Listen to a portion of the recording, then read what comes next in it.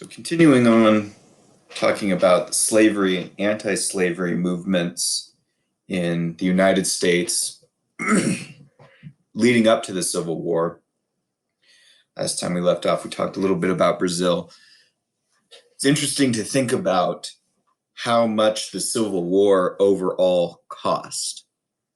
And the overall cost estimated in 1860 prices, which would be different than our prices today because of inflation, was $6.6 billion. Now, that is still quite a bit. And remember that the American Civil War was an internal war, meaning it was all American deaths involved in the Civil War as well. So there were costs in lives, injuries, obviously time, resources, and things that are less easy to count as well. But in terms of the amount of dollars, $6.6 billion. Now, one of the strategies to bring slavery to an end was what was called compensated emancipation. Compensation means that you get paid for something. You get paid or repaid for something. So when I work at my job, I work here because I'm being compensated. I'm being paid for fulfilling the responsibilities of the job. That's what compensation is. Now, emancipation is freeing or ending something, being freed from the authority of something. In this case, it means ending slavery, chattel slavery. So compensated emancipation was the idea that slavery could be brought to an end by having a payout of money toward people who continued to hold slaves. Now, that may sound very strange to us, although it has had some, it was very common during that time as a thought of how to end slavery, and it did have some success in other states that had been slave states and ended slavery through that means. It was part of a formula that sometimes worked. So compensated emancipation, we may think, well, and this is a lot of people like the abolitionists were against it because they thought, well, you shouldn't compensate people who are participating in slavery because they're doing something wrong. They're keeping a system going that is unjust. However, compensated emancipation was not supposed to be a perfect ideal way of ending slavery, but a way of dealing with the practical realities of and complexities of slavery in the real world. That a big one-time payout to slaveholders could possibly end slavery. Now, there's some problems with it. A lot of people didn't want to do it. There's questions of who would pay. Who's responsible to pay? Would you pay for it in your taxes? Would the United States government raise taxes on free states to give the slave states a huge amount of money in order to give up their slaves? There would also have to be widespread agreement on slaveholders to accept the money, even if the program did go forward, accept the money and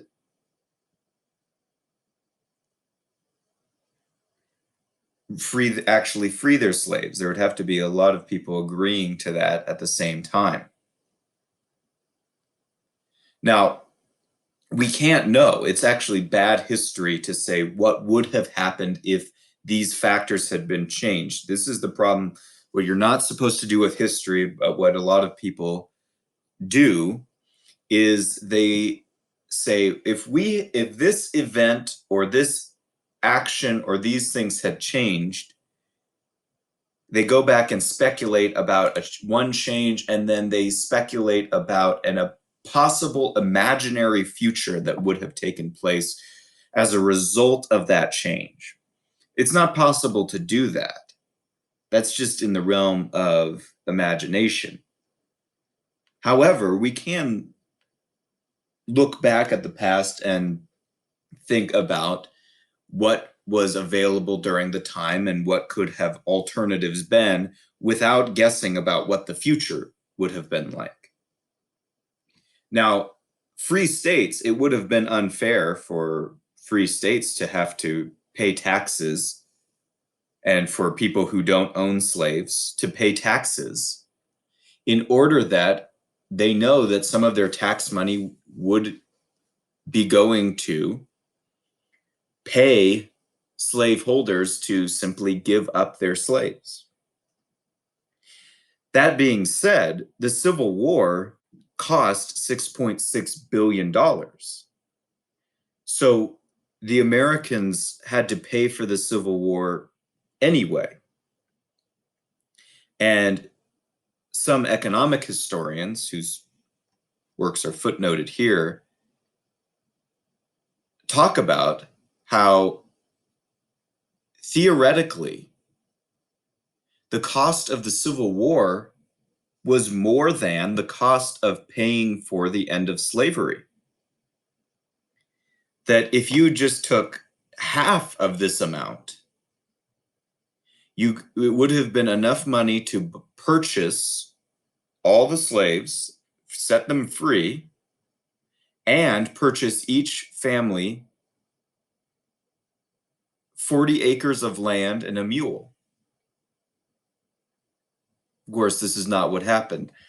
However, it is important to know about the strategy of compensated emancipation, that it was fairly common in their day. Another one that's going to sound very strange to us is the idea of colonization. Colonization, people in favor of this that we would know, James Madison and Abraham Lincoln.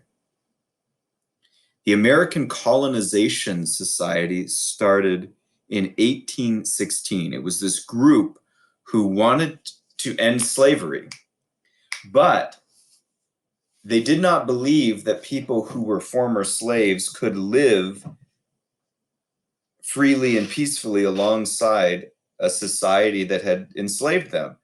And the reverse of that, that the society would not accept them, treat them well, and there would be all these other issues. They're a minority in terms of their experience and their race and all these other things. So one of the ideas, and follow the logic a little bit, even though this sounds very foreign to us in our time, but it is important to understand it.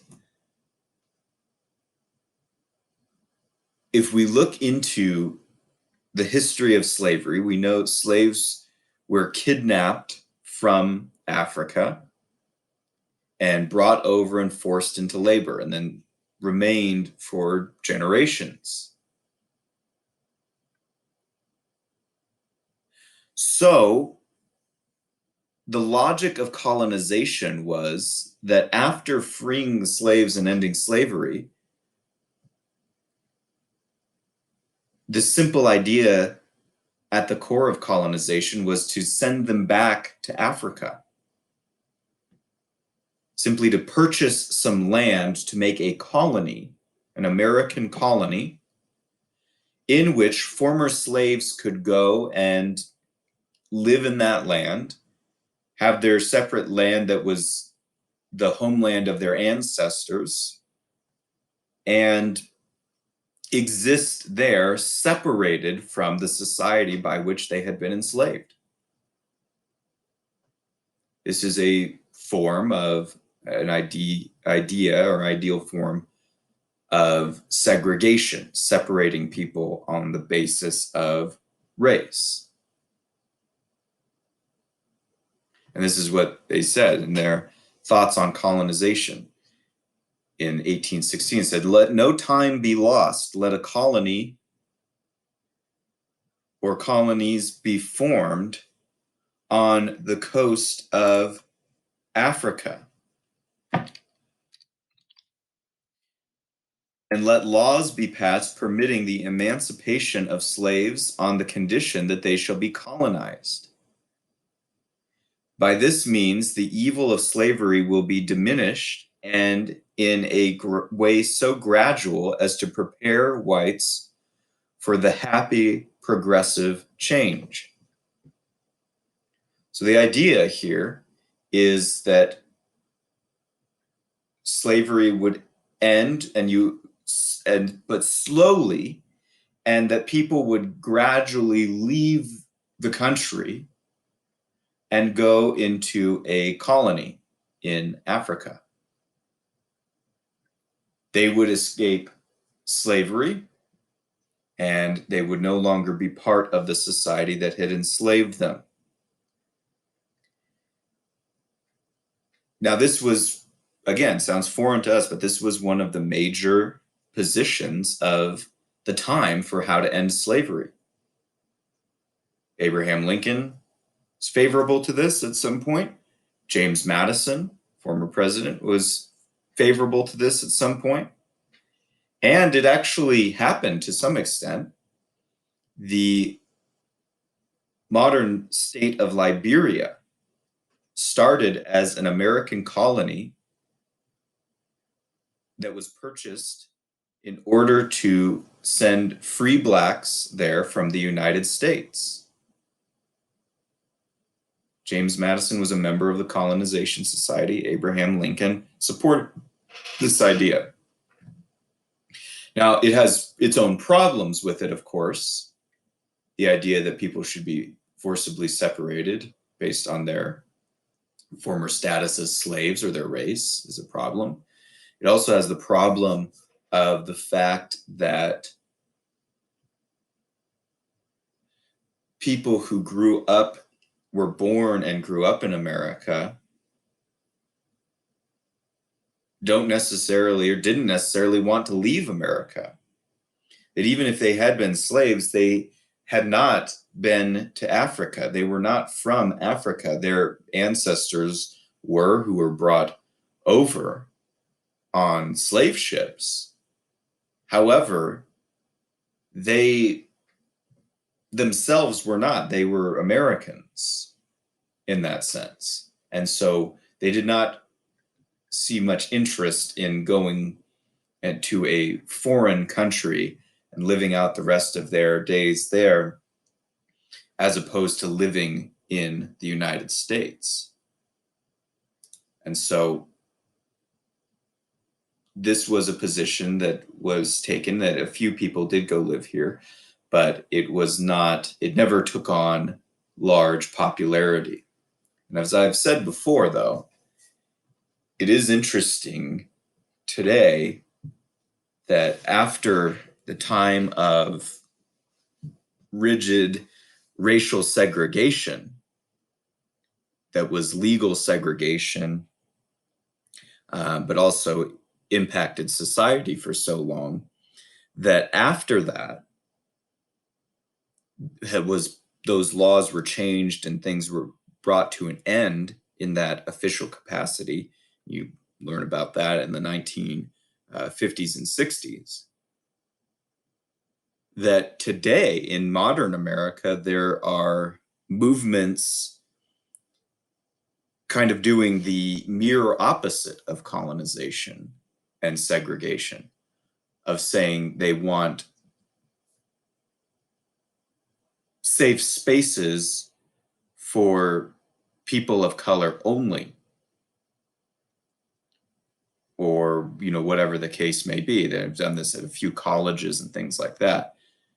However, even though they are doing it presumably in favor of people of color, they are in actuality, I think, creating a separate space, a segregated space, which is kind of the same idea that was at the core of colonization and segregation, that other races cannot live and coexist peacefully together.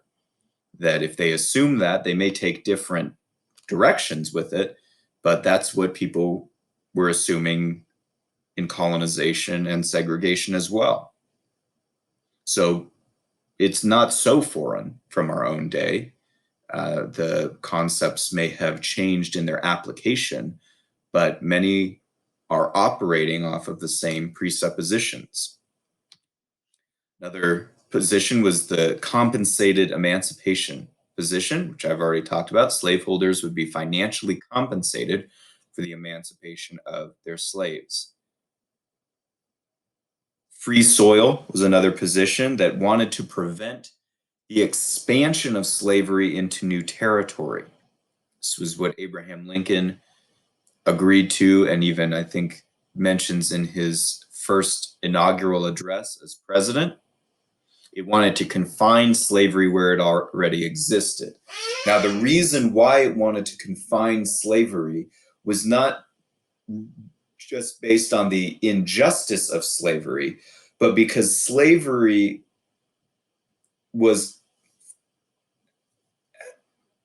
had issues competitively with free labor.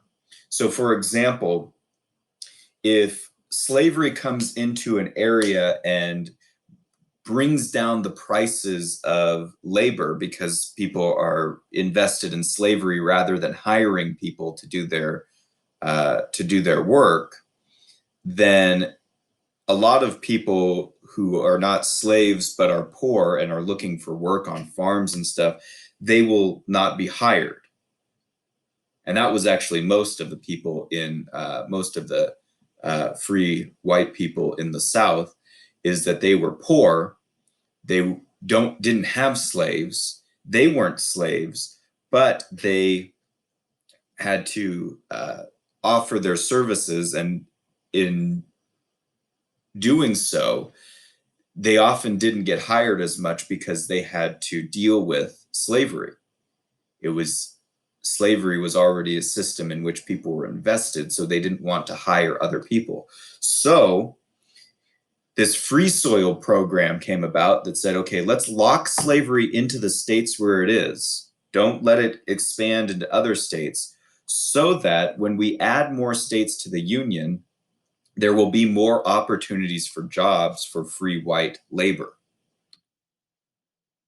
Now, this is an interesting case. There were a very few, we want to look at kind of a broad cross section of the history of this time. This wasn't normal by any means, but there were very few free Black slave owners during this time. This is one of them, William April Ellison, was born 1790 and died in 1861. So he's born around the time where the United States is becoming official in its acceptance of the Constitution, and dies around the time the Civil War is about to take place, or is already starting to happen. He was a cotton gin maker and a blacksmith. He was what is called, and this is not an appropriate term to use today,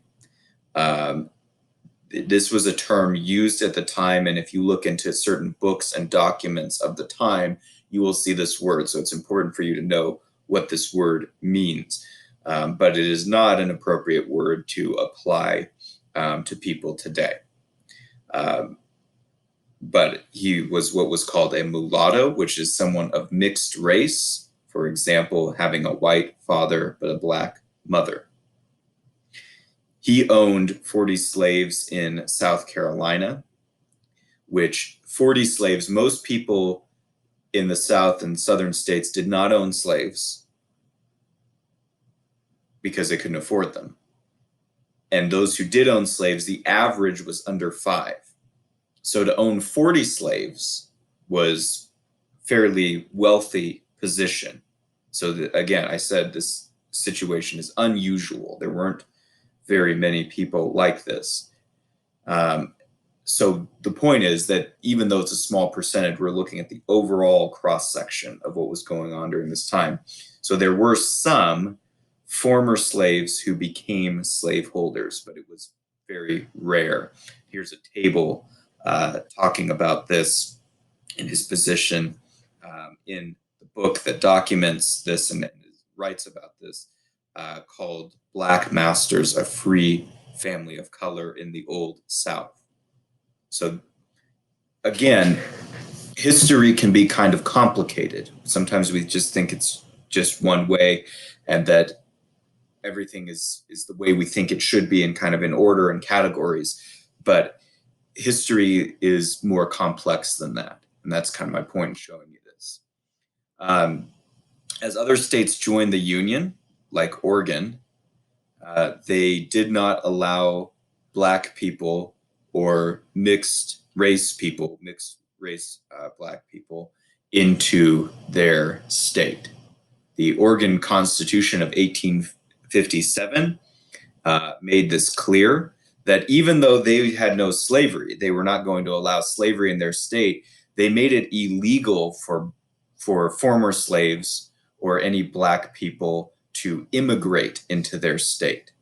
That's why it says here, no free Negro or mulatto, someone of mixed race, not residing in this state at the time of the adoption of the Constitution. So people who are living there at the time of the adoption of the Constitution who were free Blacks or of mixed race could continue to live there, but no one else would be added afterward legally. It said, shall come in, reside, or be within this state, or hold any real estate, or make any contracts, or maintain any lawsuit therein, and the legislative assembly shall provide by penal laws for the removal by public officers of all such Negroes, mulattoes, and for their effectual exclusion from the state, for the punishment of persons who shall bring them into the state or employ them or harbor them.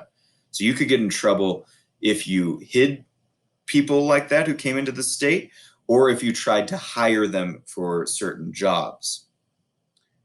So this is an example of a free state with this type of constitution that was being added to the Union during this time.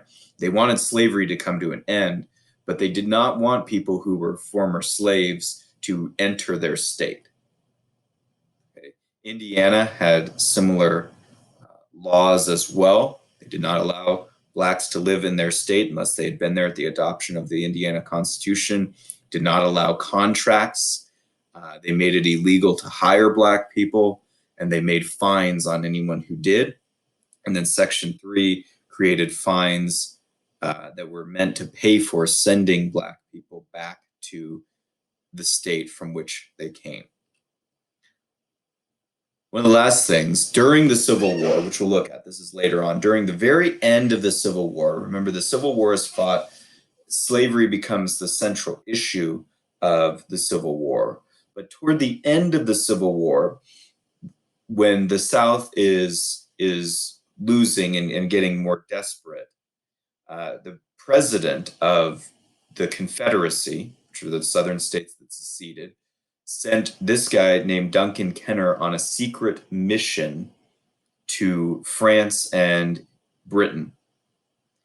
And basically, he sent him on a secret mission to talk to the leadership of England and France and offer that if England and France joined the Confederacy to fight against the United States and help them maintain their independence, that they would possibly be willing to give up slavery.